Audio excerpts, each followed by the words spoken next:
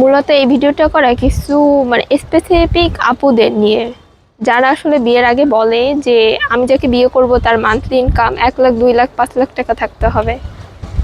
আচ্ছা আপু, ধরেন যে তাদের মান্থলি ইনকাম 1 লাখ 2 লাখ 5 লাখ টাকা থাকবে, তাইলে মানে আপনার ইনকাম কত? আপনি কত টাকা ইনকাম করেন? আপনি কখনো কি 10 টাকা ইনকাম করে দেখছেন যে 10 টাকা ইনকাম করা কত কঠিন?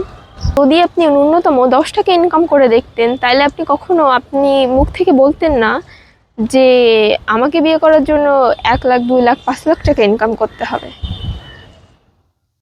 আচ্ছা, আমি ধরে নিলাম যে আপনি অনেক সুন্দরী, যে আপনি ডিজার্ভ করেন 1 লাখ 2 লাখ টাকা ইনকাম করার ছেলেকে।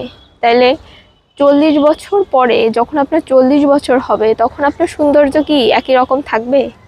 আপনি সেই একই রকম সুন্দরী থাকবেন? তখন যদি আপনার পার্টনার অন্য কাউকে বিয়ে করে, তখন আপনি কি করবেন?